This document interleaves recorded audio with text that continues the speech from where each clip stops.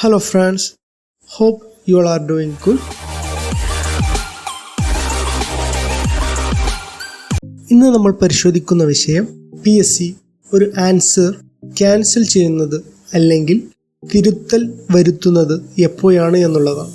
PSC ഒരു ചോദ്യം cancel ചെയ്യണമെങ്കിൽ അഥവാ തിരുത്തൽ വരുത്തണമെങ്കിൽ പ്രധാനമായും 2 കണ്ടീഷൻ ആണ് ഉള്ളത്.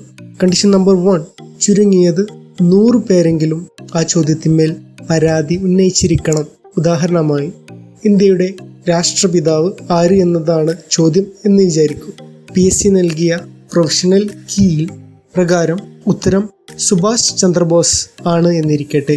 ആ പ്രശ്നം ആരും ഉന്നയിക്കാതിരിക്കുകയോ അല്ലെങ്കിൽ 100-ൽ താഴെ ആളുകൾ മാത്രം ഉന്നയിക്കുകയോ ചെയ്താൽ PSC സുഭാഷ് ചന്ദ്രബോസ് എന്നത് ശരിയുത്തരമായി കണക്കാക്കുകയും മഹാത്മാഗാന്ധി എന്നത് തെറ്റുത്തരമായി കണക്കാക്കുകയും ചെയ്യും.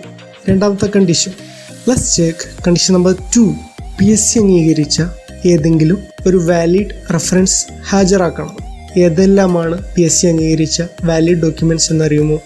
ആദ്യമായി നിങ്ങൾ മനസ്സിലാക്കേണ്ടത് ലക്ഷ്യ, ടാലന്റ് തുടങ്ങിയ സ്ഥാപനങ്ങൾ പ്രസിദ്ധീകരിക്കുന്ന റാങ്ക് ഫയലുകൾ PSCയെ സംബന്ധിച്ച് ഒരു വാലിഡ് ഡോക്യുമെന്റ് അല്ല.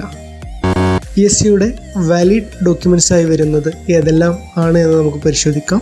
Chess number 1, PSC bulletin. Chess number 2, SCERT text book. Chess number 3, DC books പ്രസിദ്ധീകരിക്കുന്ന ചില പുസ്തകങ്ങൾ.